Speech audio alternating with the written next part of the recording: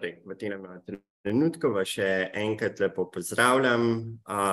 Torej, sem Primož iz Slovenske filantropije in zelo sem vesel, da imam zraven v bistvu kar dve učiteljici, iz Ukrajine. Predstavljam vam Oleno Čebotarenko. Ja. Pravilno? Okay. Dober dan. In Oleno Sanžarova, ki je naša sodelavka in nam bo danes tudi prevajala. Potem pa imamo zraven še Darjo, ki je ravno tako naša sodelavka in tudi lahko poskrbi še dodatno za prevode, če bomo Oleno preveč utrudili. Torej, namen današnjega dogodka je resnično predstavitev ukrajinskega šolskega sistema, pa mogoče imam kakšne zanimivosti in primerjave, s tem namenom, da na nek način vidimo, da ne naredimo kdaj kakšne neumnosti po nepotrebnem. Jaz se spomnim svojih prvih prostovoljskih aktivnosti za migranti in v bistvu so me ti povabili na čaj in v bistvu sem rekel, ne hvala, jaz pa nisem žejen. Ampak v nekaterih kulturih pomeni povabite na čaj, v bistvu povabite na nek pogovor in na druženje. In ravno današnji dogodek je mogoče namenjen tej medkulturni senzibilizaciji in mogoče tudi razumevanja, zakaj se kdaj otroci iz Ukrajine kako obnašajo, zakaj so kakšne reakcije staršev ob kakšnih stvarih. Zdaj pa, bi mogoče kar povabil, da se представиш? Моє ім'я Олена, се пишем Чеботаренко, стара сем 42 лет, приехаем из Одессы, Украины. Марта летос сем пришла в Словению заради войны в Украине. По поклицу сем учительница английщины, 9 лет сем делала как учительница в средней школе. Ампак сдай не делам, кер се учим словенщину. Зачем желим сплошной информации о систему, на то поприйти на подробности. Окей. Олена je za nas pripravila prezentacijo. Oprostite, še ena beseda. Moja slovenščina še ni dovolj dobra, zato bom nadaljevala v ukrajinščini, ali v angleščini, ali ne. V ukrajinščini. Super. Zdaj pa. Olena je, ne pa tudi druga Olena in Darja, so v bistvu pripravljeni odgovoriti tudi vmes še na kakšno vprašanje. Vprašanja, glede na to, da nas je zelo veliko na tem dogodku, vas vljudno prosim, da jih mogoče v vmesnem času postavljate v klepetu, ki ga bomo pregledovali in bomo potem jih poprašali. Bo pa na koncu tudi vprašanje, da boste lahko po šolsko vzdignili roke in tudi kaj bolj poprašali.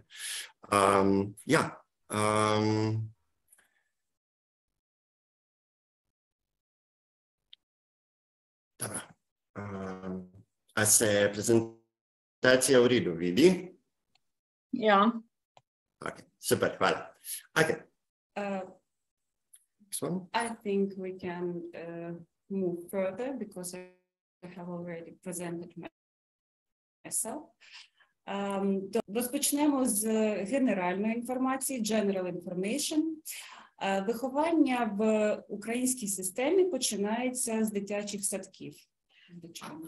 Зачали вдома з найпомовнішої інформації, з основної узгоєння систем в Україні почне з вулиців. Зазвичай діти йдуть у дитячі садки у віці 3 років. До цього часу зазвичай залишаються вдома зі своїми матусями. По наваді отроці гридо у виртицько старі 3 лета. до takrát понавадя остане дома з мамами. Цікаве зауваження, що зазвичай тільки народивши дитину, жінки мають піти у спеціальну установу і поставити у чергу свою дитину. Тільки у такому разі, у віці 3 років, вони зможуть вступити у дитячий садок. Zanimljivo dejstvo. Takoj po porodu ženska mora iti v določeno ustanovo in uvrstiti v vrsto svojega otroka, da bi po 3. letu dobil mesto v vrtcu. Samo tako lahko upiše otroka v vrtec. У дитячому садку діти зазвичай вчаться до віку 6 років і потім продовжують навчання уже у початковій школі. У садочку діти навчаються до 6. У вирцях отроці се нахаю до 6 лета, по 6 лету понаваді гридов в зачетну школу. Дитячі садочки бувають державні, а також приватні. Від цього залежить зазвичай і рівень навчання, і наскільки гарне обладнання у самому дитячому садочку. Обстаю приват вирці і явні вирці. Одвісно від того, який є виртець, отроці доб'є більше більше погої, чи є приват виртець. Для того, щоб вступити у початкову школу, кожен учень, майбутній учень, має пройти співбесіду. Усак будучий ученець, прежде да прийде в перший розряд, мора іметь посебен розговор в школі. Тобто, вже вступаючи у перший клас, дитина має знати абетку, знання з математики, а також з логіки. Котро гре у перший розряд, он мора знати абецеду, мора мати зачетне знання о математиці і логіки. Закінчена середня освіта продовжується 11 або 12 років. Середня ізобразба є докончана чи трайла інасть алі 12 лет. Початкова школа – це з 1 по 4 клас. Зачетна школа є від 1 до 4 розряду. Основна середня з 5 по 9 клас. Основна школа від 5 до 9 розряду. І закінчена повна середня освіта – це 11 або 12 класів. І повна середня ізобразба є 11 до 12 років. В 2018 році, після реформи системи, діти, які вступили в 2018 році, будуть навчатися 12 років у середній школі. Ті, що почали своє навчання до 2018 року, закінчуватимуть лише 11. Лето 2018 є була сприята реформа изобразовательната система в Україні і отроці, які се вписали у школу лета 2018, се учили в школі 12 лет. Отроці, які прийшли в школу перед летом 2018, се будуть вчили 11 лет. Середня освіта в Україні обов'язкова. Середня ізобразба є обов'язна в Україні. Існують також приватні, наряду з державними школами, існують також приватні школи, які зазвичай платні. Полик явних школ обставили туди школи кисоплачливі. Мгм. Шкільний рік починається 1 вересня і закінчується 1 червня, вибачте, так, червня. А школьське літо почне 1 септембра. Рік чверті. І маємо також 4 канікули. Vacations. Школьське літо се дели на 4 одоб'я. Отроці мають 4 различні почитниці. Школа зазвичай це 5 днів на тиждень заняття проходять. Поук трає 5 днів на тиждень.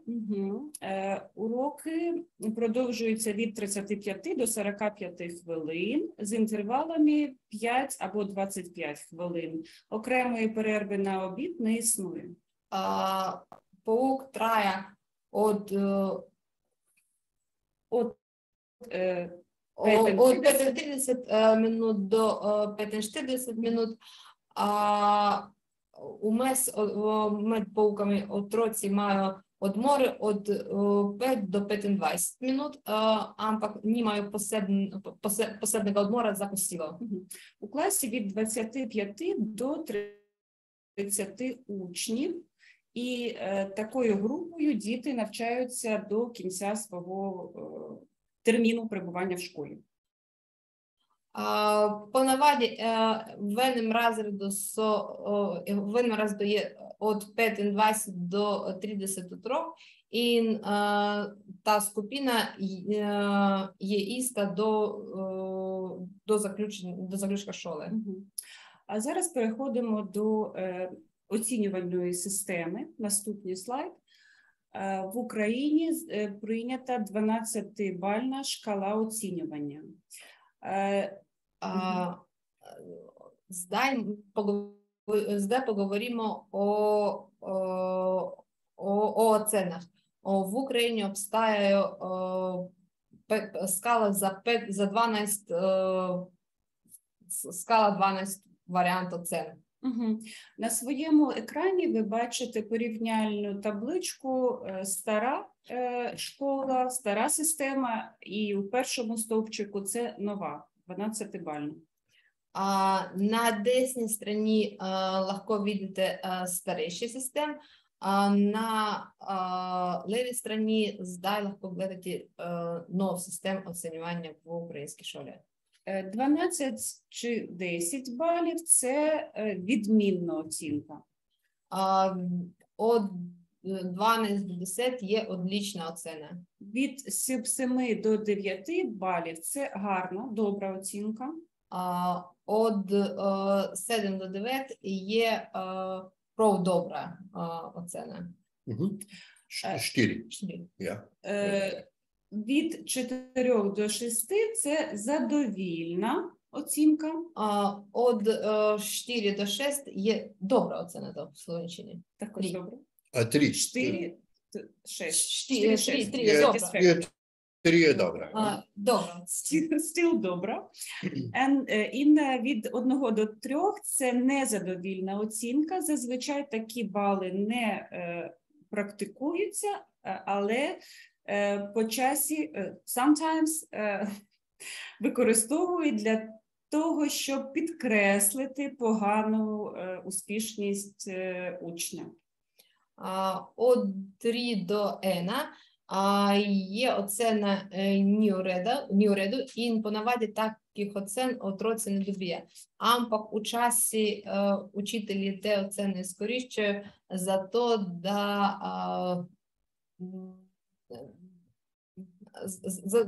да отрок опазує, да рез слабо се учи. Next one, please. Початкова школа. Як вже я встигла сказати, у школу йдуть діти у віці 6 років. Початкова зачетна школа се зачне, ко отроці постануть старі 6 лет. Діти вивчають основи української мови та літератури. Отроці се учи основні стvari із українського язика і української літератури. Основи математики, а також природознавства. Також вони се учи основні моменти математики і нравослов'я. Усі предмети викладаються одним вчителем, а також цей самий вчитель відповідальний за внешкільні, позашкільні активності, так. В зачетній школі є учитель, який учив сега, то є розрядна ступня при нас. Та учитель є відповідальний за поуку в розряду і за обшорські діяльності в тій скупіні. Зазвичай усі заняття закінчуються у школі о 12-й годині, а позашкільні часи перебування дитини в школі потрібно за них заплатити, тобто вони не безкоштовні. По наваді поук се конча об 12 і усе наслідні активності, які се догають в школі, би морали бути плачливі. I heard that now it's not any kind of these activities because they are not allowed because of the war, only if the school has shelters. Do you know something about this? Of course, nowadays only those schools which are provided with this safety shelves can work, but we are not talking about the present situation because it's another absolutely other question and too much peculiarities right now. In general, this is the general information. Torej, moje vprašanje je bilo glede teh dodatnih aktivnosti po šoli, da v bistvu sem dobil informacije, da zdaj se ne izvajajo in v bistvu tudi načeloma se ne izvajajo in zdaj, odkar je vojna, pouk poteka dejansko samo na šolah, ki v bistvu lahko zagotovijo zaklonišča. Na vseh drugih šolah je pač šolanje nadaljavo in so šole zaprte. Ampak zdaj v bistvu Olena bolj predstavlja na splošno, kakšen je drugačen sistem, ne toliko o situaciji, ki je zdaj. Так, я маю зауважити, що дуже сподіваюся, що війна дуже скоро завершиться, закінчиться, і діти повернуться до гарного, звичайного способу життя. Олена je rekla, da upa, da čim prej se bo končala vojna in otroci se bo vrnili do normalnega življenja. Переходимо до наступного. З 5 по 9 класи навчання ми переходимо до теми середньої освіти. Діти продовжують навчання у тих самих класах. Gremo na srednjo izobrazbo. Od 5. do 9. razreda bo potekala srednja izobrazba in otroci se učijo v isti skupini kot prej. Кожний предмет викладається окремим вчителем. Vsak predmet predava nov učitelj, potem to je предмет наравно при вас. Розклад занять кожного дня відрізняється. Урники усак дан се другаче. Діти розділюються на групи тільки для вивчення іноземних мов. Разряди се дели само за поук тujih язиків. Оцінювання проводиться публічно. оцена отроці добі публічно. Skupinsko. Ja, skupinsko. Усі veju, kakšno ocenu буде Ага, явно. Явно. Явно. Так, і це оцінювання базується на current performance and final tests, текучі оцінки кожного дня, так, і final, кінечний тест, екзамен. Оцена є нарієна із оценки, отрок їх є добив теком літа ін заключного тесту. But so the final test is like every year, and it's for it's like the knowledge from the whole year, or Yes. In some subjects, надалюємо в українщині, так? Torej, moje vprašanje je bilo, če v bistvu imajo na koncu leta test, ki v bistvu zajema znanje iz celotnega šolskega leta. Že skoraj tako kot NPZ pri nas. Так, наприкінці кожного року діти в середній школі мають екзамени з деяких дисциплін. Конець усякого школьного літа отроці мають іспит із посебних предметів.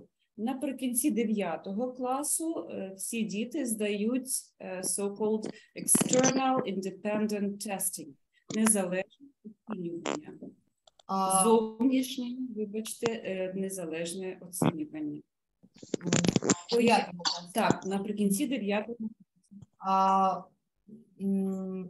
на концу школьного лета, котрі се учують в 9 розряду, вони мають eno posebno ocenjevanje. Ocenjevanje je zunanje in se ocenjujejo njihove znanja із določених предметів. Ці самі оцінки вважаються вступними до вищих навчальних закладів.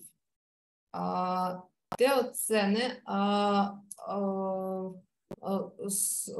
сопоставлені при упису в наслідно равно зображувальних установ.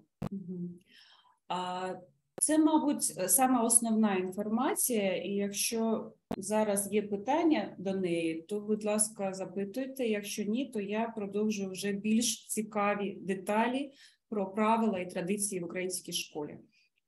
То є основна інформація. Інші мати упрошання у те делу, легко здай поставити, чи не Олена бо надалювала з нюансами і занімними дійствами у українському системі зображування.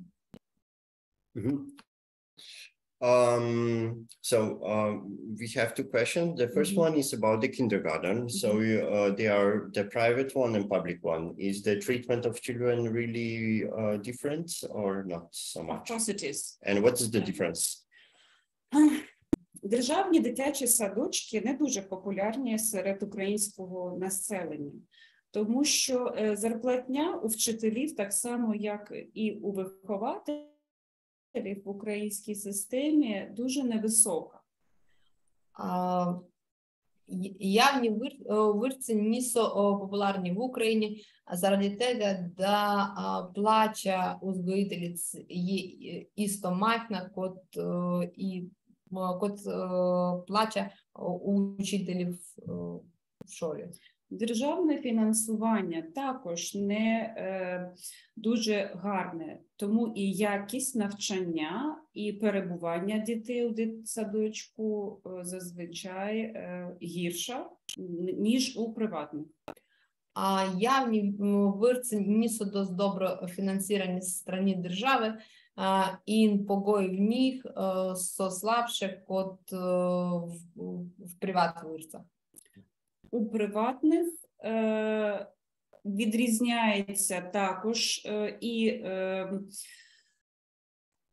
якість навчання, і умови перебування в залежності від вартості. Тобто це може бути невисока вартість чи дуже висока, і в такому разі, звичайно, умови дуже гарні. Квалитета изображения ин погои в вирцях соодвісні від плачі за приват виртець. Чи оплата є висока, потім со погої туди більше. Чи поменша, погої будуть тут слабші. Okay, super. Hvala. We also had a question about the exams. Are they internals, like the teacher prepare the final exam, or they are external, that some the national commission prepare the exam, and it's like then only in the 9th year is external? In the 9th and in the 11th grades, the exams are external and independent. That's why I think they're fair. Незалежні, тобто... Just to translate. Ja, torej vprašanje glede teh testov, ali so eksterni ali interni, drugače so interni, razen v 9. razredu in potem na koncu 11. razreda, kar je bilo v bistvu na koncu naše srednje šole. Torej, sorazmerno podobno našemu NPZ-ju in maturi. There was also the question about the parents, how the parents are coming, are there some, do they have possibility to come to talk to the teacher, or how does it look like? Torej, vprašanje glede roditeljskih in govorilnikov. Декілька останніх років у зв'язку з ковідними обмеженнями вхід батьків до школи був також обмежений. Але в задніх летах я був вступ старших в школу ОМЄ заради ковідних омиїтів. Але у звичайні роки так, батьки можуть будь-якого дня увійти в школу і мають можливість поговорити з будь-яким учителем. Ампак чи ні корони, старший легко прийде усак дан в школу і легко се поговорює з какшим-колі учителем. Щодо батьківських зборів, вони також трапляються регулярно, але в українській системі зазвичай батьки не дуже раді відвідувати такі збори. Родительські сестанки обстають і регулярні, середні, ампак старші не мають їх раді.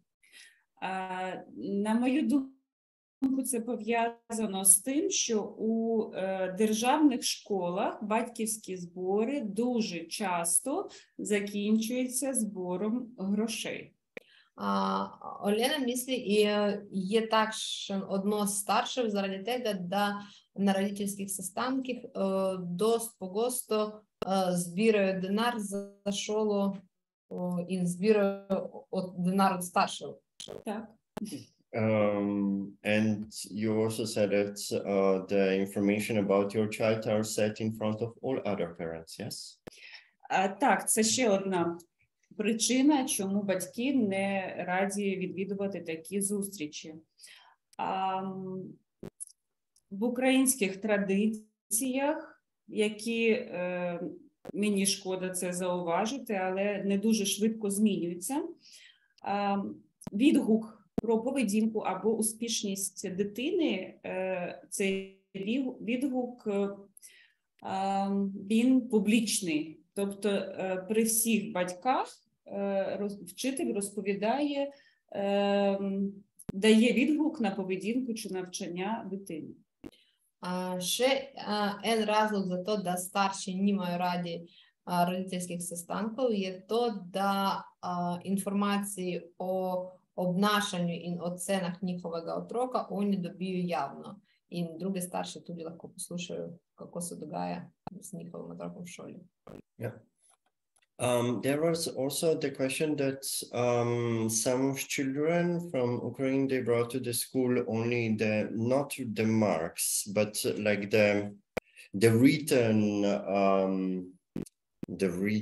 mark. It's like also we have it in Slovenia, like the progress of the child, where is he good, what he should do better. So do they start with the marks in the first year or after? First quarter of the first year evaluated at all. They don't get any marks during first quarter of the first year. Then, I'm sorry, I'm speaking English. Is that okay? Torej, vprašanje, ki je bilo glede spričeval, to, kar je spraševala gospa Bojana Breznikar, ona je začela odgovarjati, da v bistvu v prvi četrtini dejansko ni ocenjevanja. In the second quarter, the children down or try to write better, Torej, try more. But you are speaking the second quarter, so you mean the second year? Or No, the second quarter, just the second beginning of the quarter first grade. on the first grade. Yes. Aha, torej govorimo o prvem razredu, torej v prvi četrtini nimajo nobenih ocen, v drugi četrtini leta v bistvu začnejo spraševati glede same, mislim, jih napišejo dobro, zelo dobro, tudi na tem še moraš delati. In the first grade, the teachers are trying not to criticize very much. V prvem letu poskušajo ne jih preveč kritizirati. That's only in the first year? Yeah, later teachers are really critical towards children. Vprašal sem, če je tako samo v prvem letu in je rekla Olena, da kasneje so učitelji kaj dosti kritični do učencev. In sicer, te čisto točne primerjave, ki se sprašuje za tretji razred, je to zares, če je to zares kompatibilno, dejansko ne bomo znali odgovoriti, zaradi tega, ker Olena premalo pozna slovenski sistem. Vprašanje, ki je še bil plačljive aktivnosti po 12. uri. Moče bom odgovoril kar jaz, ker sem se o tem pogovarjala, to je v bistvu nadomešča naše podaljšano bivanje. In bistvu, so after 12 hour, it's like there are some classes which are organized there. They are by interest, like sport or music or something like that. And that's everything payable. And this is like also babysitting of children before they go home. In public schools, it is nominally free of charge. Aha, torej v javnih šolah je načeloma to brezplačno. But usually it's just sitting and doing homework. Ampak potem je v bistvu samo, da sedijo in naredijo domači nalogo. To je v bistvu brezplačno. Torej, nekaj podobnega podaljšanega bivanja potem. Naslednje vprašanje je bilo glede delovnih zvezkov in šolskih potrebščin. Kdo to plača in ali je to drago? You understood? Yeah, I understood this question. I read it. No, dobro. So, українською, вибачте.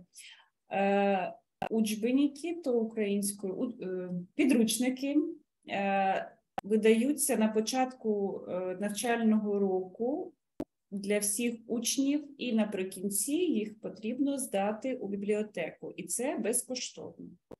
Учбеники otroci dobijo na začetku šolskega leta v biblioteki. Knjižnici? Na šoli. Na šoli, ja. In konec šolskega leta morajo vrniti nazaj v knjižnico učbenike. Torej, tako kot imamo mi učbeniški sklad. In to je zastonj? To je zastonj. Але це стосується тільки основних підручників з основних предметів.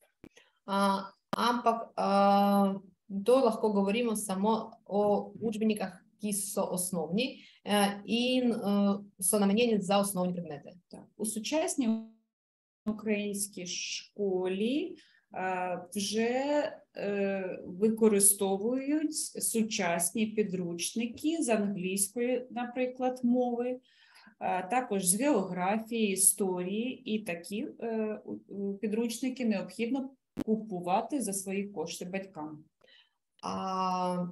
В судобній українській школі і скоріше судобні учбеники за англійщину, географію, згодовіну і тако напрей. Те судобні учбеники старші можуть купити самостійно. І зазвичай це досить велика сума для того, щоб зібрати дитину до школи. У звичайного жителя України може півзарплати піти. Поневаді то je dost drago in zato da pripravi otroka za šolo, povprečni Ukrajinec mora zapraviti skoraj polovino svoje mesečne plače. Ok, hvala. Imamo še mnogo vprašanj, ampak vem že, da jih je nekako vključila Olena v naslednje, v nadaljevanju prezentacije, tako da shall we continue? Yeah, we'll continue. Torej, kaj je разлика? Добре, зараз я поділюся з вами своїм баченням різниці між українською і словенською системами виховання і навчання. Олена Себірада ділила з нами своє позивання глede українського системи проживання і словенського. На мій погляд, дитина – це маленький дорослий. Олена мислить, да отрок є мафін одраслий чоловік. Так, діти, вони відсвічують чи повторюють своїх близьких дорослих людей. Отроці поснемою обнашення одраслих, які їх опазує всегда. І діти, я б навіть сказала, це hostages, заложники українською, заручники системи, в якій вони виховуються. Отроці жертви системи, в якій се учить. Українська система виховання дуже сильно на неї впливає відголоски Радянського Союзу.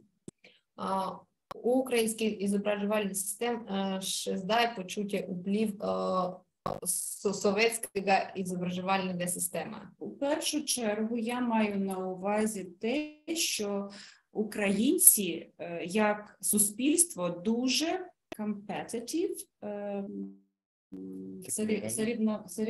соревновательні. Текмувально, competitive. Насплошно українське прибівальство ще з мера є досить Текмувально. Ще досить текмувально. Заздалегідь українці добре вивчені, виховані, дуже амбіційні, а також цілеспрямовані. Повпречин українець є досить приден, досить амбіціозен, і директно йде до своїх цілів. Таким чином і діти набувають таких самих властивостей. Заради того отроці тоді і мають істі начин обнашення і характери. У Радянському Союзі був такий лейтмотив. Бігай хучіш, скачи вище і будь сильніше. В Совєтській Зв'язі є був один від помемних ізразів течі на найбільш хитро, скаче найбільш високо і Be stronger. І будь Будь сильніше. і body motion. Що я маю на увазі?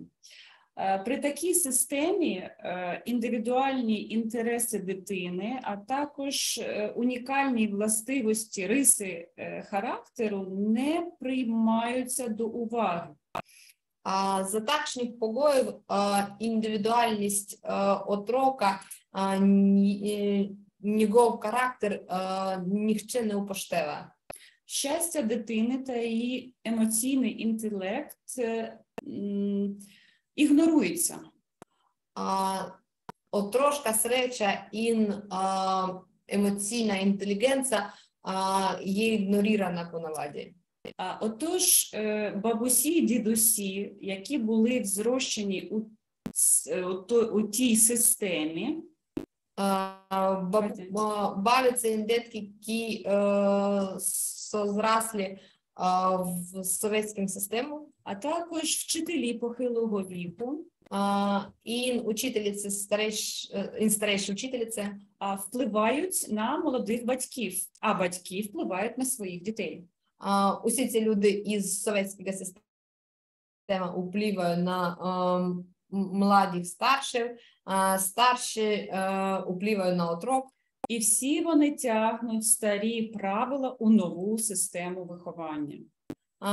І вони влечуть за собою старіші правила в нову систему ізображення. І зараз я готова навести приклади от таких традицій і правил, які існують в українській школі.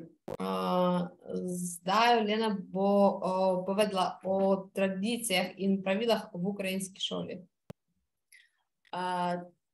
Почну з того, що 1 вересня в Україні – це свято, День знань. 1 сентября в Україні є праздник, то є День знання. Традиційно гарно вдягнуті і чемно причесані діти з великими букетами йдуть до школи. По наваді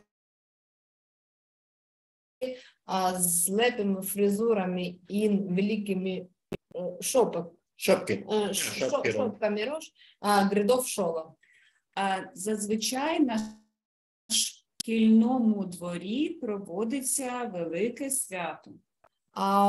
По наваді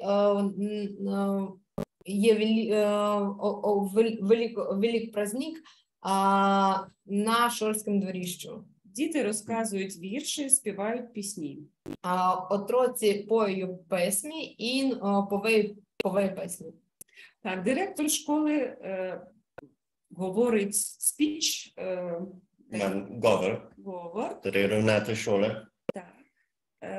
Поздоровляє всіх з початком навчального року. Обов'язково равнатель школи говорить свій говор і чисті за зачаток шкільного літа. Навчання в цей день уроків немає.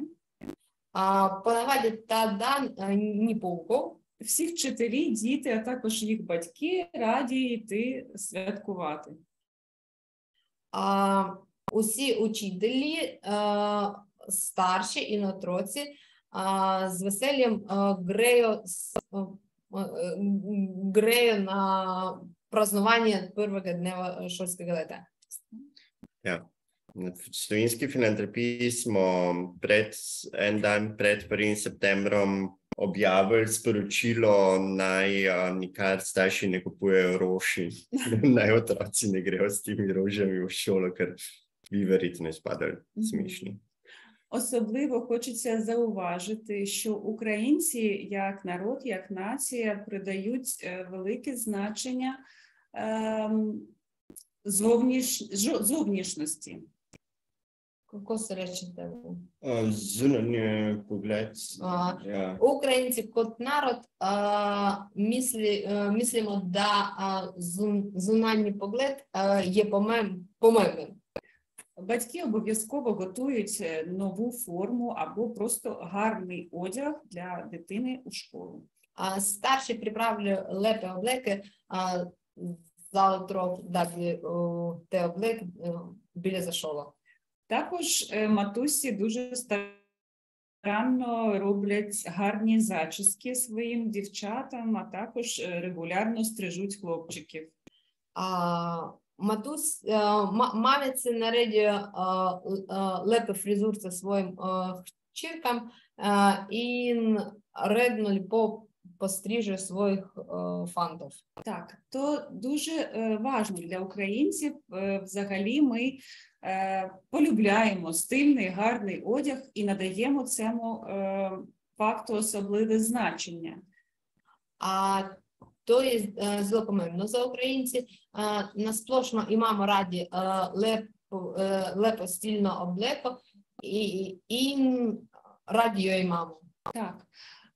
Зовнішність, на наш погляд, відображує успішність і добробут сім'ї. Зональний погляд, по нашому мнению, ліпо каже, какшна є фінансова ситуація в дружині і како ліпо живі дружина. Державні школи. Державні школи є безкоштовними і право навчання отримує кожен громадянин України. Явні школи безплатні, і усіх державлян України има правіцо їх обов'язковати. Якість навчання дуже сильно залежить від локації школи. Квалітета ізображення є одвісна від тим, що вчителі мають зовсім невисоку заробітну платню. То je navezano na to dejstvo, da učiteljici dobijo prenizko plačo. Тому в великих містах і районних центрах вчителі знаходять можливість додатково заробляти, а також тому охотно йдуть працювати у школи.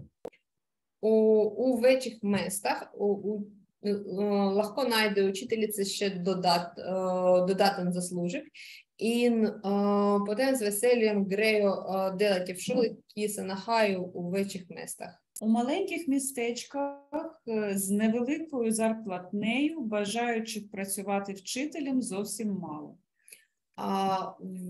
У маленьких містах і на весях зело мало людей, які б раді делали як вчительці в таких школах.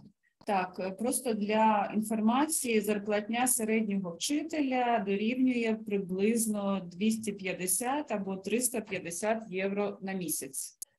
Zanimivo dejstvo, povprečna plača učiteljice je od 250 do 350 euro на місяць.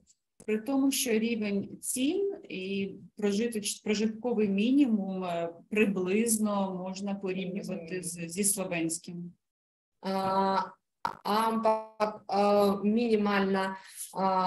Мінімальний знесок за то, да живеш повпречним живленням в Україні, є скоро інак, як в Словенії.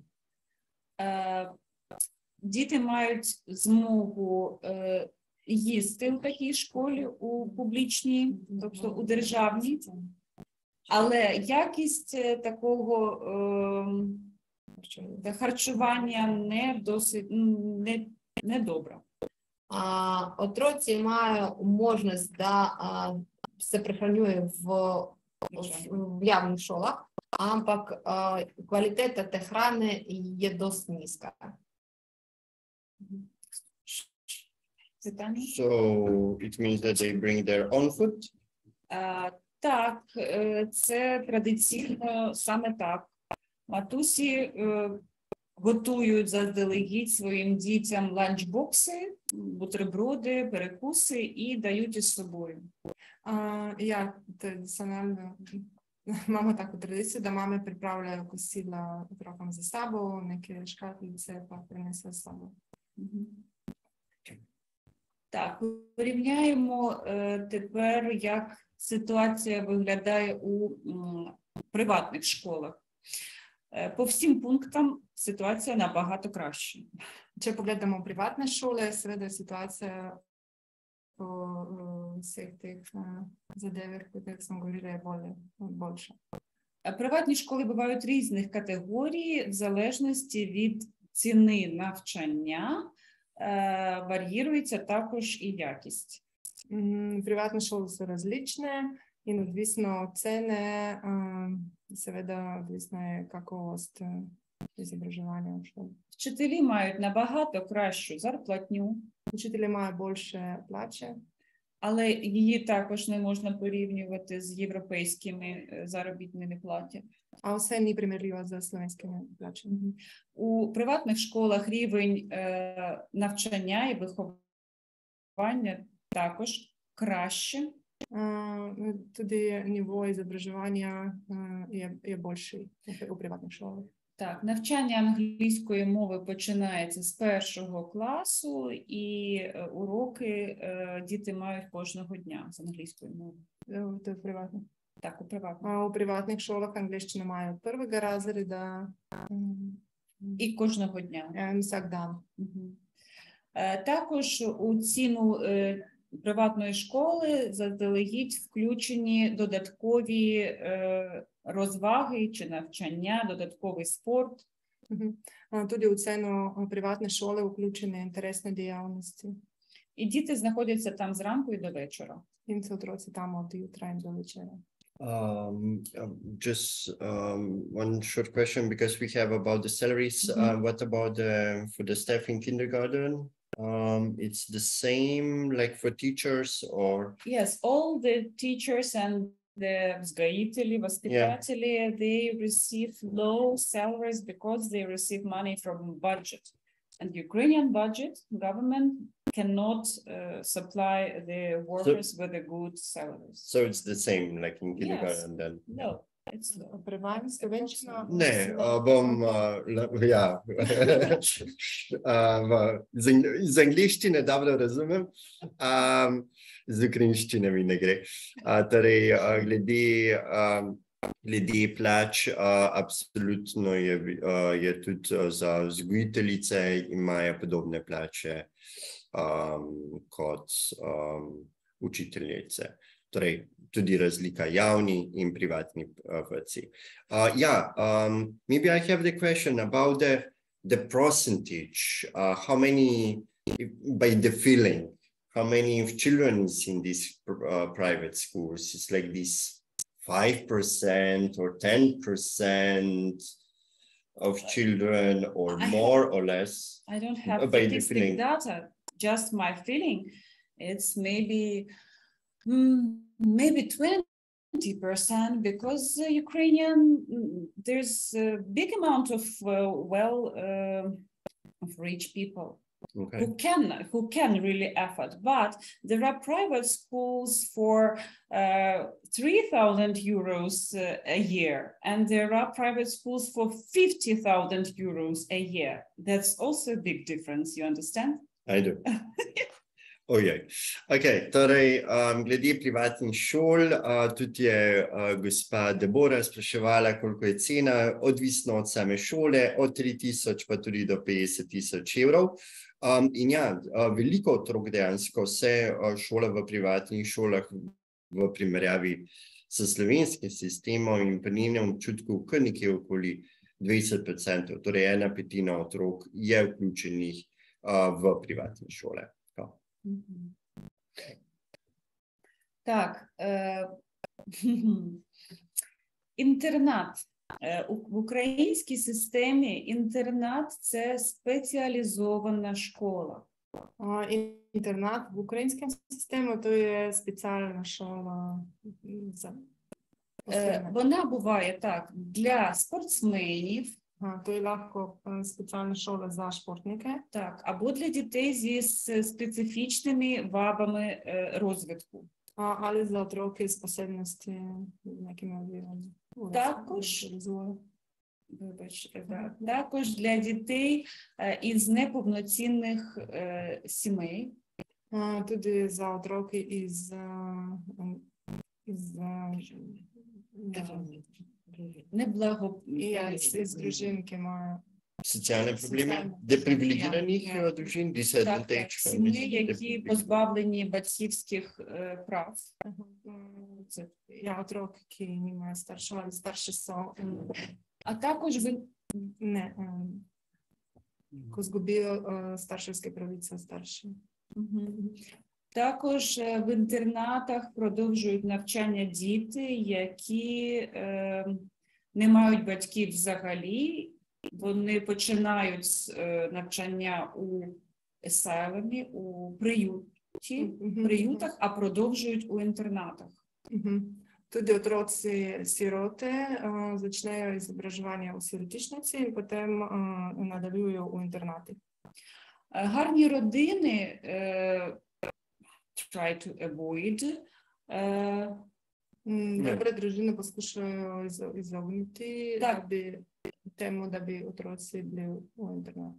Так, вони цього не прагнуть взагалі.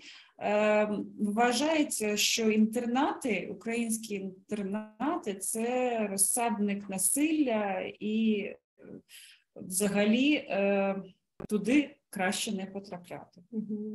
Я інтернати глядаю як неке місто, яке є насилля і воля до отрок, я ніколи не піде. Мені дуже печально, але зазвичай так і є. На жаль, такої у різниці тут є насилля стало тяжело. Цікава тема. Заніміва тема. Так, підліткове виховання і полове.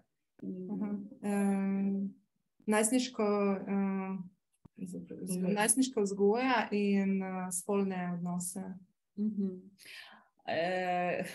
В Радянського Союзу вже дуже давно не існує, майже 30 років, але наслідки залишились. Совєтський Союз вже не обстає, амpak ще впливає на зображувальну систему. Якщо ви чули, то в Радянському Союзі сексу взагалі не було. Чи сте слышали, в Совєтській Союзі секс слух не обстає.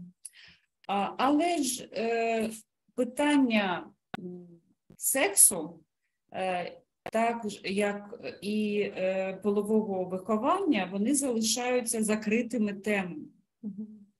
Тема спільності є закрита тема зображувальної системи.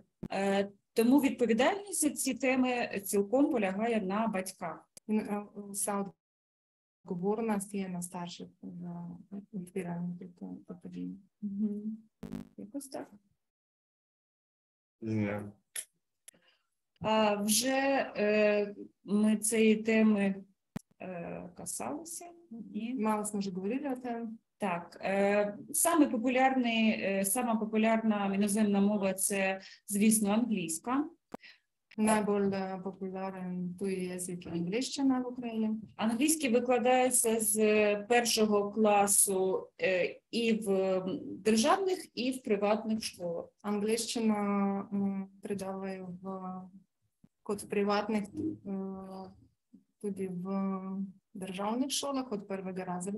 Але різниця в кількості уроків на тиждень. А розліка є, скільки погосту маємо на тиждень урок англійщини. У державних школах це 1 година на тиждень. У державних школах є на тиждень. У приватних кожного дня є урок англійщини.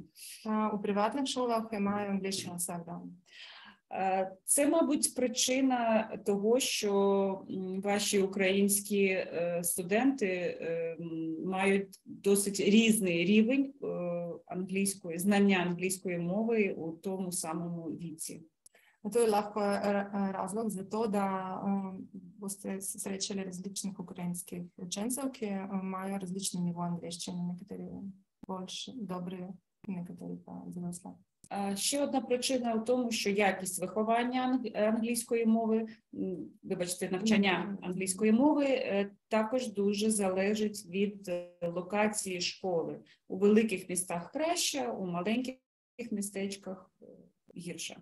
Tudi kvaliteta predavanja angleščine se razlikuje odvisno od mesta, v katerem je bila šola. Če je to veliko mesto, potem to je lahko visok nivo, če je majhno mesto, vas zelo slabo.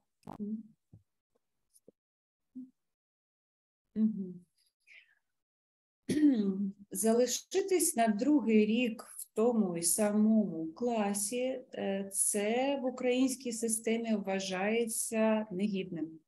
Ponavljati leto в українському систему є срам. Так. Вчителі дуже часто лякають своїх учнів такою можливістю. Учителі устрашують роки на той начин, да можеш став у вісьміграді родині. А батьки навіть не лякають, а shame, позор, українською, позорі, стидять. Тоді старші срам. Тобто з темою залишитись на другий рік пов'язано багато стресу і страху у дітей. Поновити разові потім подруча великого стиски перед року, страхову. Стосовно фізичного виховання. Щодо спортної згої. На жаль, в Україні не так багато уваги наділяється спортивному вихованні у порівнянні зі Словенією. Če приміряємо Словенію, в Україні велико мань позорності дає на спортну згою. Зазвичай це 1 або 2 години фізичного виховання на тиждень. Понаваді то є 1-2 ури на тиждень. Не існує такого поняття, як спортний день або тиждень. Не обстає спортних днів, ані спортних тижнів. Спортивні секції зазвичай за дверьми школи. Ja, obstajajo neke športne krožke, ampak ponavadi niso в школі, звають neki зими. Тож це також відповідальність батьків. Потім то постане туди відговорність старшого. Після уроків батьки, які мають таку можливість, забирають дітей і везуть на усілякі секції або кружки. По школьському pouku понаваді старші, чи мають таку можливість, отрок відпелює на различні кружки, інтересні діяльності, позамішання. Таким чином здоров'я і спортивна підготовка дитини від нього не залежать, але залежать від фінансових можливостей батьків. Torej, športna vzgoja in zdravje otroka veliko odvisno od finančne zmožnosti staršev.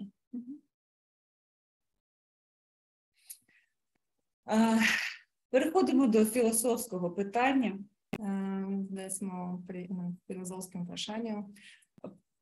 Поділюся своїм баченням, дам свої відповіді на це питання. Bom vam dala свої відговори, свою візію на то питання. Дитина – це особистість?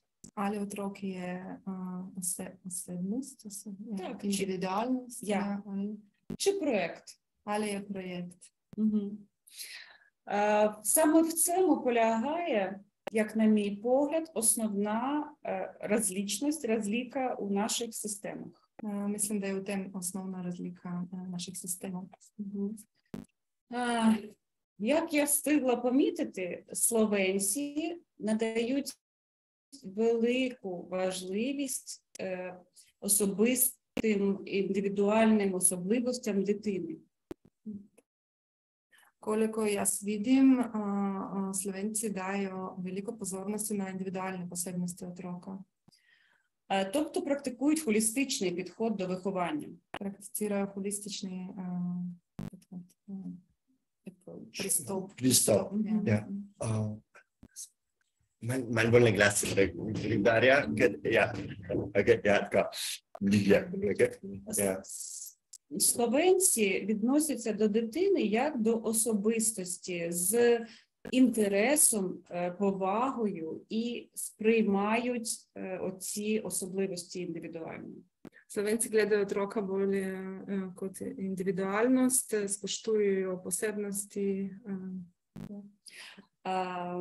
Посебності з інтересом і повагою сприймають ці. З інтересом і з споштуванням то сприймають.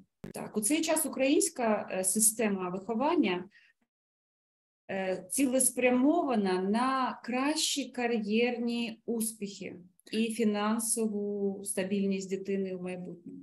Potem ukrajinski sistem bolj usmerja na to, da otrok je bolj uspešen in potem posledično bolj finančno stabilen у prihodnosti. Таким чином ми відносимося до дитини більше як до проєкту. І на otroka ми gledamo bolj kot projekt. Ми сфокусовані на розвитку здібностей. Smo fokusirani na razvoju nadarjenosti otrok. Надбанню experience, Pridobivanju іскушень, а також набиранню знань. In pridobivanju več познань. Більшість українських дітей добре навчені. Educated, well educated. Većina українських otrok je dobro izobražena, але нещасні. Nisu srećni. І це пов'язано зі стресом, а також великою швидкістю їхнього життя. In to je povezano z stresom, pa večjo hitrostjo njihovega življenja. Словенці намагаються робити усе по часі. Slovenci все delajo počasi, Українці delajo počasi. Так, а українці живуть у постійному, швидкому такому темпі. Українці pa živijo v hitrem tempu. І то є основна розліка. Я навела приклади, це лише мої власні предположення. Sem dala primere, to so moje ideje, moje misli. Я думаю, що не треба порівнювати дві системи з погляду advantages and disadvantages. Mislim, da ne potrebujemo primerjavati ta dva sistema v smislu nekih plusov in minusov. Тому що обидві системи дають свої плоди, свої гарні результати. Ker vsak sistem daje svoje dobre rezultate. І тому мають право на існування. In zato мають pravico, da obstajajo. В ідеалі було б гарно поєднати ці дві системи. Ідеально би було здружити оба системи. І я дуже сподіваюся, що ця інформація принесе користь і допоможе вам, вчителям Словенії, трошечки краще зрозуміти наших українських дітей. Upam, da ta informacija bo doprinesla v to, da boste razumeli українських otrok. Користуючись можливістю, хочу висказати свою неймовірну вдячність словенському суспільству. Ker imam zdaj možnost, bi vam zahvalila vse slovensko družbo за поміч, за pomoč, а також намагання дійсно зрозуміти і гарно, лагідно навчити наших дітей. Pa zato, da se trudite nas razumeti, pa zato, da učite naših otrok. Hvala lepa. Ja, hvala. Hvala. Ja, imamo vprašanja. Zdaj najprej moramo vsa vprašanja, ki ste jih že zapisali v klepet, odgovoriti. Prvo vprašanje je povezano tole z angleščino, ampak samo da preverimo. Just to clarify, when do the children, because there were two different informations, that they start to learn at a fourth year or in the first year in public school? When do they start? Yes, I'm sorry, there's a mistake in presentation. When I was a child, and it was long ago, in public schools, children started learning English at the fourth grade.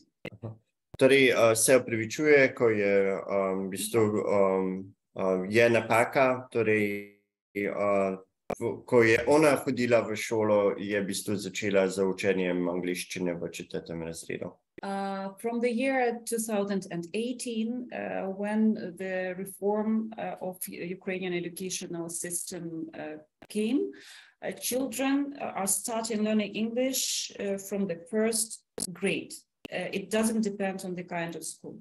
Torej, z letom 2018, ko je v bistvu bila reforma ukrajinskega šolskega izobraževalnega sistema, se začnejo učiti angleščino v 1. razredu. The difference is the quantity of lessons. Torej, razlika je v številu and the quality of education. in tudi splošne It kakovosti. depends on location. In ali je javna, privatna in glede na lokacijo. In public schools, there is only one lesson a week. In private, every day, 5 lessons a week. Ja, torej v privatnih šolah 1 ura na teden, v javnih šolah 1 ura na teden, v privatnih šolah 5 ur na teden. Ok, poglejmo še naprej. Vprašanje je bilo, mogoče eno vprašanje glede špricanja. To mene zasebno zanima, ali učenci špricajo pouk.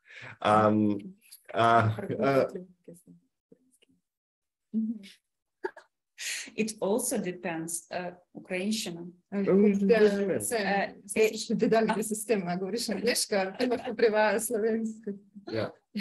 It also depends on the kind of school. In public schools, teachers have not very good contact with parents and less responsibility.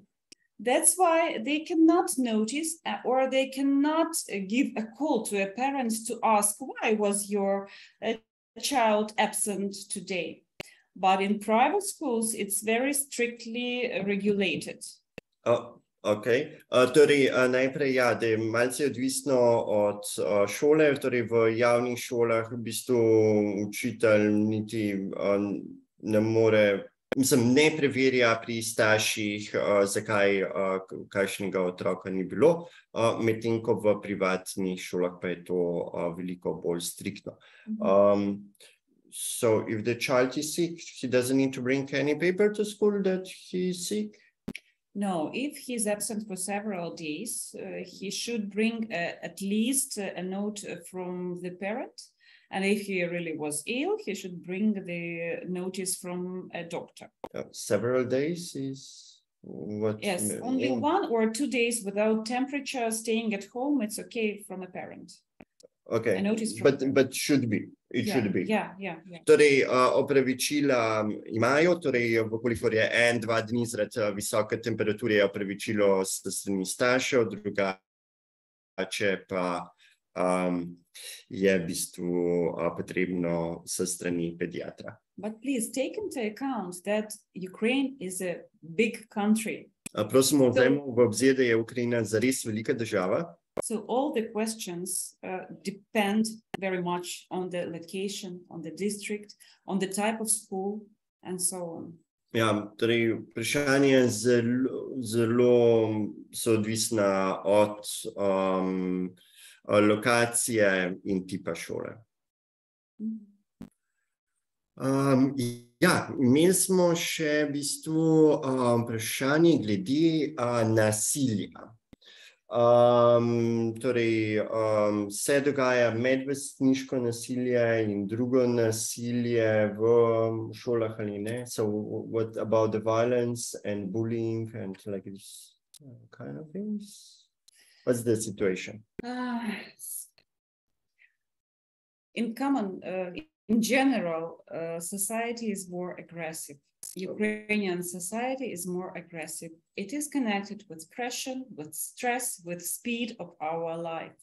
The parents are more aggressive, thus the children are also more aggressive as a part of this big system. Torej, nekako nasplošno pogledano, v bistvu je cela skupnost bolj agresivna, mogoče to ni najboljši prevod, starši, zaradi tega, ker je na nek način skupnost tekmovalna in to se v bistvu potem prenaša tudi na otroka. Bi rekla, da bolj stresno življenje na splošno v Ukrajini, zato moraš biti bolj naprežen in pripravljen in zato v tem smislu... Ja,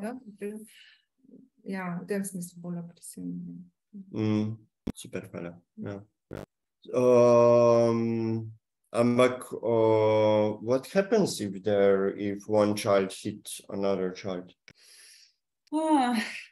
If it's not strongly damaged or traumatized the child, so the teacher can talk. First, talk, ask not to do that again.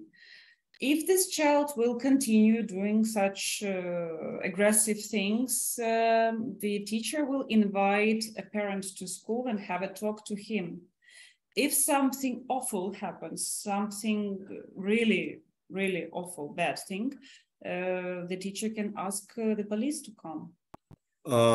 Torej, če je nekaj malega, v bistvu ni nekih fizičnih poškodb, v bistvu se pogovori učitelj, sam, vkoliko se tovrstno obnašanje ponavlja, učitelj povabi starše v šolo, če pa bi bilo v bistvu dejansko tudi poškodba otrok, pa pokličejo policijo.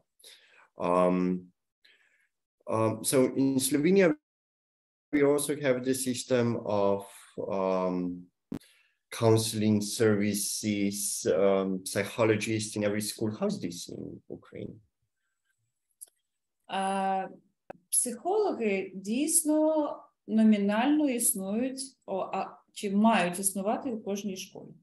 Психологи урадно są в українській школі, можуть бути. Але рівень професійності таких психологів також дуже залежить від багатьох обставин. Ampak nivoj in kvaliteta dela psihologov zelo odvisna od situacije, od okoliščin. На жаль, така тенденція, що школа і держава беруть на себе відповідальність за навчання, а виховальні процеси дуже часто залишаються на розсуд батьків. На жаль, ізображувальний систем більш усмерен у самоізображування, да сам добиває неке знання оtroci, ampak не toliko у vzgoju.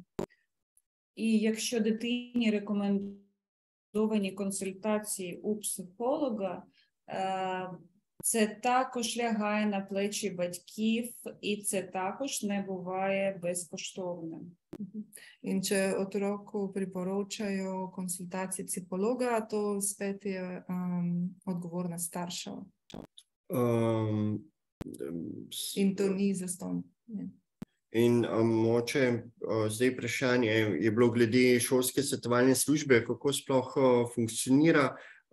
Zdaj pa še vprašanje povezano s tem, ker v Sloveniji zelo veliko tečemo, tudi mi, recimo tle na Slovenski filantropiji, pete do psihologa na šoli in se pogovorite o težavah, ki v bistvu imajo na šoli, kako dejansko to bi nek povprečen starš dojel. So usually here in Slovenia we just say to parents if the children have some schools or, look, he's a new one. So just go to counselor in the school, to psychologist, to talk and ask how it's going. How is this sounds to Ukrainian people? Unfortunately, in Ukrainian educational system, these things are not organized like this. Usually, if the school council says there's something wrong with your child, please pay attention. And all the other thing is the question, how much? How much is 1 hour at psychologist? They are private. Most of them are private. If it's a school psychologist,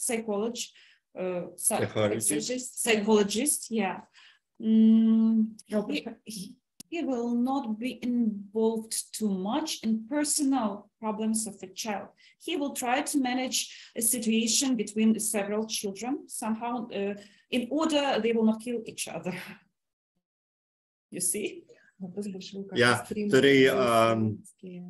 torej, psiholog v šoli na nek način bo poskrbel, da se otroci ne bodo pobili med sabo, ne? In na nek način bo ustvaril to neko mrežo, drugače pa je vedno, vedno to, kaj je narobe dejansko z otrokom in potem pošiljanje k psihologu, ki je potem plačljivo izven šole. Yeah. I want to add something. Yeah. Maybe I didn't understand the question correctly. Yeah. So, if Slovenian teacher will give advice to a parent or to a child to attend some additional psychological volunteer, I don't know, it's very important to say that it is free of charge. It's very important. And the second thing is, people in Ukraine are a little bit ashamed of going to psychologists. They are usually saying, I'm not a psychic, I'm not insane. That's why it's very important to pay attention that now we all of us Ukrainians are stressed, are in such a situation that children suffer a lot, psychologically suffer. They are traumatized deeply. That's why I hope that Ukrainian parents will go to those psychologists and receive appropriate help, psychological help.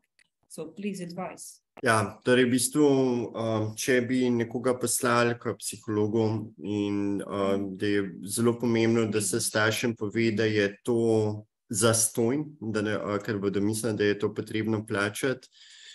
In na nek način v bistvu povedati, da se zdaj trenutno nahajajo, ki so traumatizirani in v bistvu ona nas sama pove, da je teh travma dejansko zelo velik in da kljub samo v Ukrajini, pa tudi v Sloveniji, obstaja ta še vedno nek predsodek do psihologov, da je to dejansko samo za ljudi, ki so nori, da v bistvu se jim ravno s to obrazložitvijo, da je neka nova situacija, čez katero grejo in da jim lahko pomaga.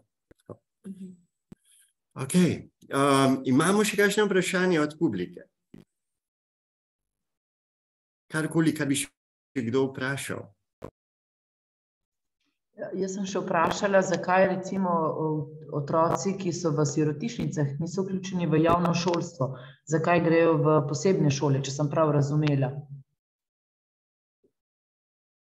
Ja. Hvala. Почему дети из детских домов не включены в общеобразовательную систему, а ходят в отдельную школу? Почему? Так построена система. It's just the way the system is organized. Tako je organiziran sistem. Karkoli dodale. Ni inkluziven, ni tako inkluziven. To je to. Še nisem razumela, tam, kjer je bilo govora o ponavljanju, in mogoče je bila gospa prevajalka malo bolj oddaljena od mikrofona, pa jaz nisem dobro razumela. Ne vem, kako ostali poslušalci, mislim, to vem, da je sramotno, če ponavljajo. Zdaj pa ne vem, koliko so starši, recimo, da bi se kaj pritoževali nad tem. da recimo, ne vem, da bi se prišli kregati za učiteljem. O tem ni bilo povedano, bilo je pa samo, da je to dejansko neka zelo velika sramota in da v bistvu dejansko zelo grozijo in pritiskajo na otroke, da ne boš ponavljal, ne. Jaz to podarjam tudi zaradi tega, ker se kdaj na šolah, vem, da smo s kakšnimi svetovalnimi delavci in starši smo se pogovarjali, da v bistvu bi bilo mogoče boljše, da otrok ponavlja še eno leto, da vtedi snov iz tistega leta, da se vtedi v slovenščini in potem nadaljuje naprej, ne. Da v bistvu mogoče, da imamo samo to medkulturno komponento, da v bistvu moramo to mogoče malo bolj previdno obrazložiti in dodatno obrazložiti, zakaj dejansko, kaj pomeni ponavljanje. Tako, no. Tudi recimo, ko sem se pogovarjal s študenti in ko sem povedal, da v bistvu zelo veliko študentov dejansko ne zaključi študija z bodočimi študenti, ne. In ko jim rečem, ni panike, lahko ponavljate, lahko se prepišete, me si tako gledajo, kot da nisem čisto resen, no. V tej stvari. To je bilo govorjeno, ampak bilo, ja. Pravim, da smo imeli prave izkušnje, da so starši v bistvu nam grozili za otroke. Mislim, to je bilo, ni to zdaj v tej vojni situaciji, ampak recimo prej, da so starši grozili nam, učiteljem, da, recimo, da bi otrok ponavljal, ne toliko, recimo, tudi svojim otrokom zagotovo, ampak tudi recimo nek pritisk izvajali nad učitelji. Mislim, to me zanima samo, če recimo, če se to v Ukrajini dogaja. Ok, mi čekano zgubljamo Deboro, ne vem, kdo ima slabo povezavo. Bom pa samo še poprašal, is there also like that, that parents are threatening to teacher? It's like, yeah, my child should get better mark, he should pass the year. Is this kind of pressure from parents to teachers? I have already mentioned the general stressed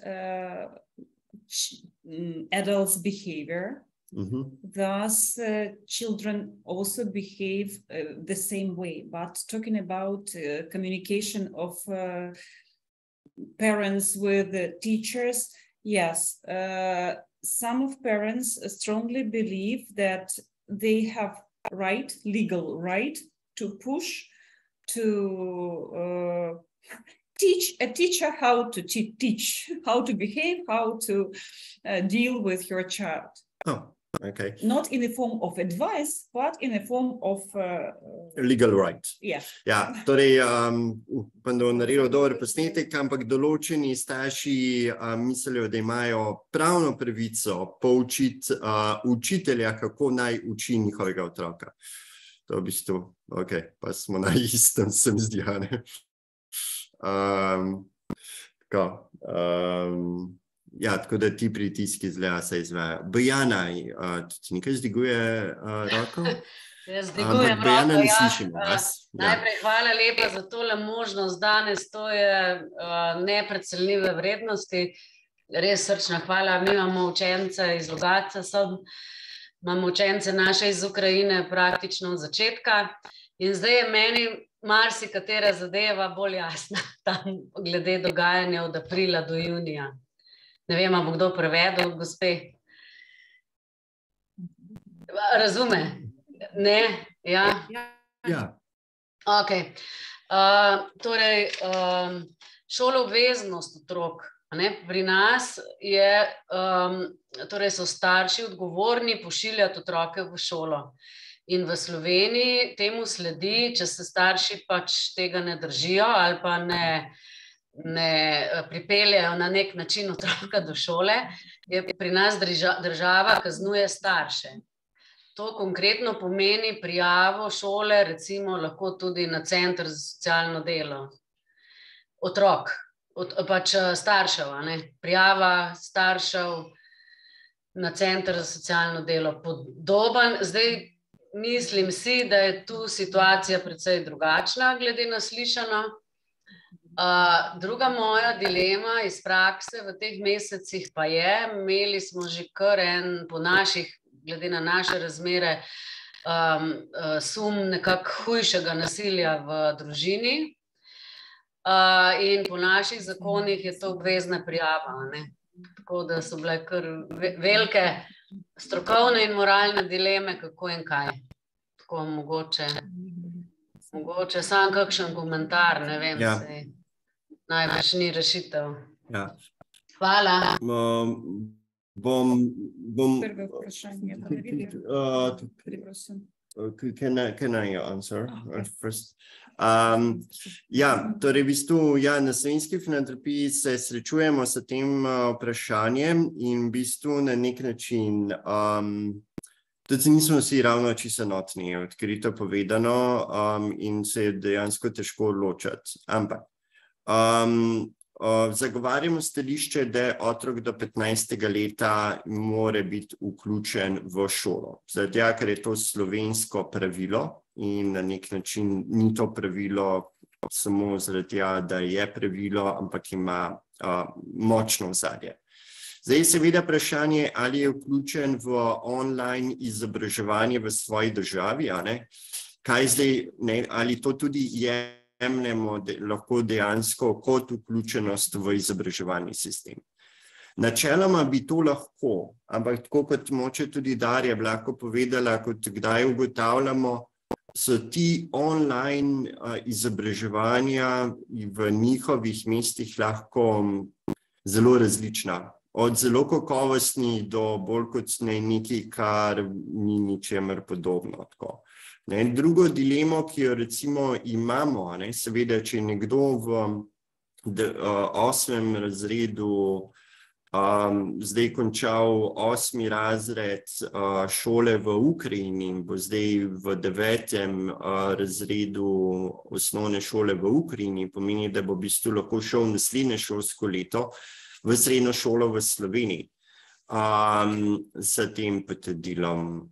Je pa seveda tukaj v zadnji dilema znanja, ki ga bo dobil nadaljavo in znanja, ki ga bi dobil v slovenski šoli, in vemo, da če pošljemo zdolenega otroka pa v 9. razred, da vsekakor ne bo naredil razred z idiličnimi ocenami, ki bi mu v bistvu potem prinesle dobre možnosti pisa v srednjo šolo. Tako da so stvari etično, moralno si vedno v zadregi, kaj dejansko narediti. Ampak kakorkoli, otrok mora biti v eni izmed šol. Tako da na tem pa smo zelo... na tem pa smo. In glede nasilja... In glede nasilja pa,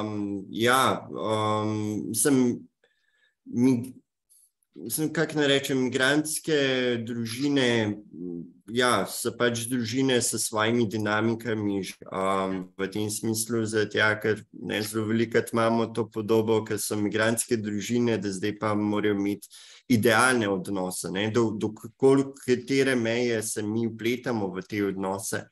Ampak vsekako zaščita otrok je pa tista, ki jo moramo narediti. Tako da, je veliko etičnih dilem potem v sami praksi. Vzgoja kdaj lahko izgleda malo bolj, da bi človek rekel, tako.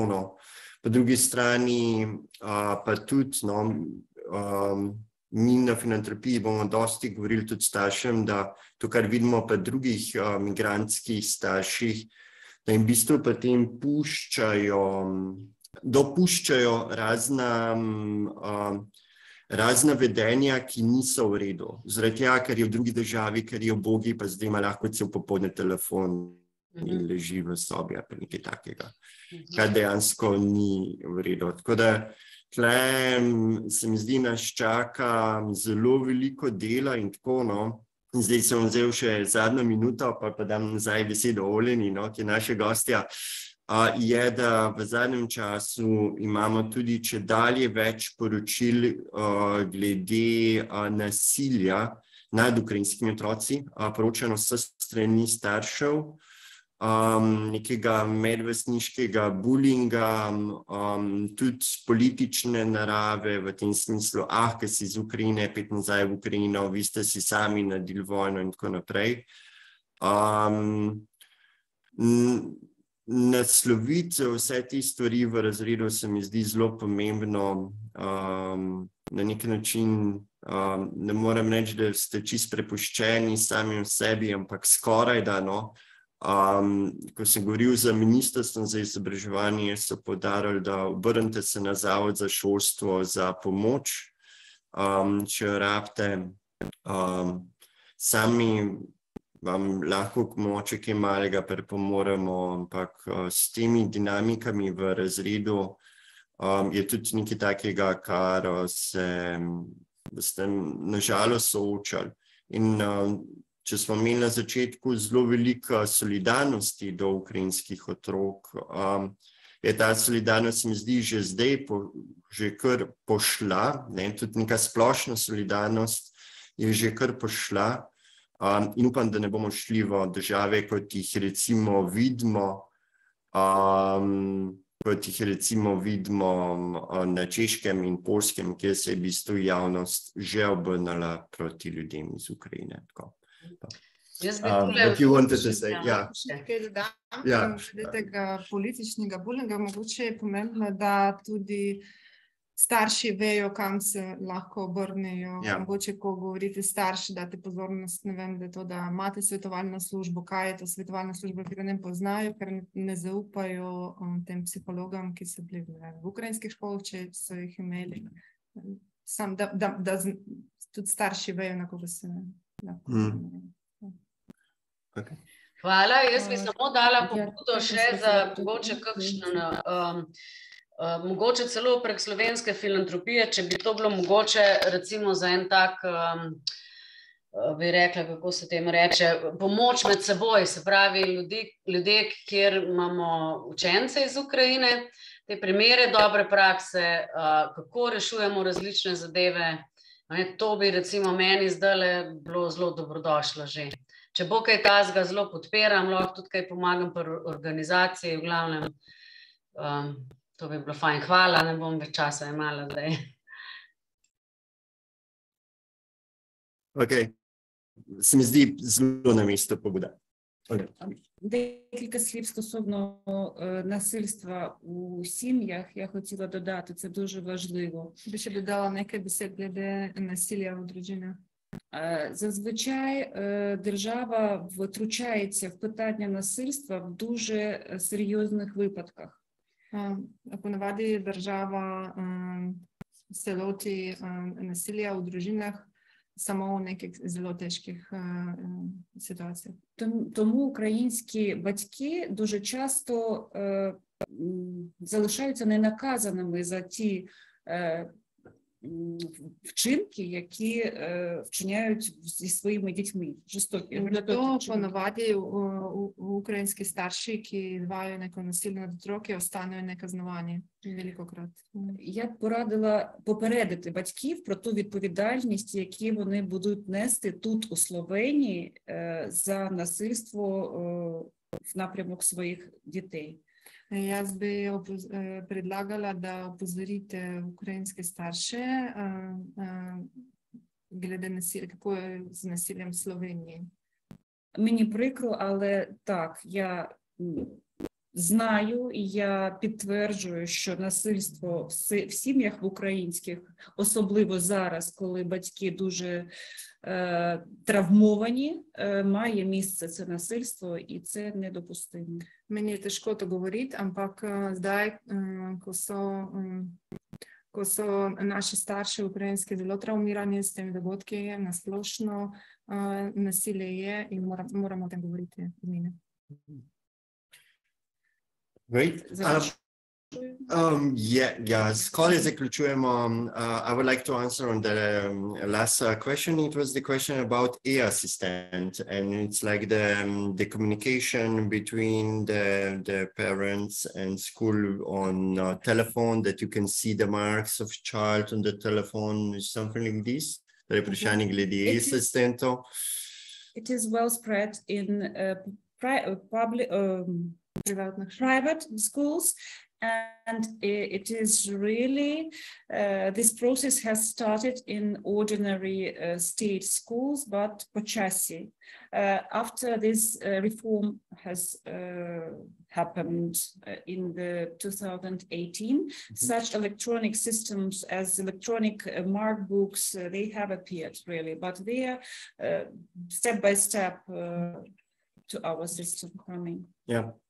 Torej, imajo, torej, predvsem v privatnih šolah, pa tudi v javnih šolah. Z reformo leta 2018 se je začelo delati tudi na tovrstnih sistemih in se uvajajo, ampak počasi. Zelo počasi. Tako da verjetno je zopet odvisno, ali bodo starši že imeli te izkušnje ali ne. Can I one more question? Of course. Okay.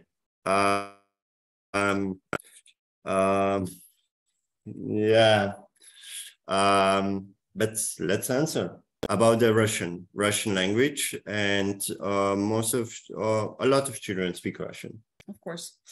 But school is in Ukrainian language. Officially, all the schools, all the education system is in Ukraine, in Ukrainian language, yeah. Torej, ukrajinske šole so vse uradno v ukrajinskem jeziku.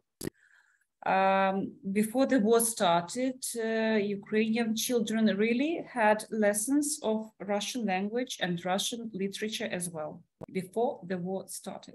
The war. This one. This one. Yes. This year. Torej, pred vojno je tudi v ukrajinskih šolah je v bistvu bilo poučevanje ruščine. So this was like the class, like the part of the program? Daria is right. Before the 2014, it was a separate lesson of Russian language. All these 8 years, the Russian literature and language was studied, but inside of the so-called international, I don't know how. Иностранная литература. Да, иностранная литература. Torej, do leta 2014 je bila ruščina kot poseben predmet, torej leta 2014 se je zgodil Krim, ne? Torej, ta zgodba. Od takrat naprej je v bistvu dejansko nekako ruski jezik in ruska književnost znotraj predmeta, ki je v bistvu tuja književnost, nekaj takega bi lahko prevedel. Ja, v redu. To je književnost? Ja, ok. Ja, v Ukrajini. Ja. Pri nas je to dva različnih predmeta. Ukrajinska literatura, ukrajinski jezik so imeli posebej, ne tako v Sloveniji književnost skupaj jezik. Ja. Pri nas imajo nekaj ur na teden ukrajinskega jezika. Ki je bolj slovnica. Ja, in posebej ukrajinska literatura. Tukaj skupaj, pa posebej so imeli ruščino kot jezik in ruščina, ruska literatura, tudi en predmet. In potem po ruski invaziji 2014 so ustavili to, pustili samo, imamo tudi tujo literaturo, je francoska, nemška, skupaj ta svetovna literatura kot en ruščen predmet. To ni v sklopu ukrajinski. Okay, maybe yes, we still have a few minutes to just the question about this, because they learn Cyrillic. Everything is in Cyrillic most probably, but they start to learn Latin with English. Is that right? Yes, absolutely.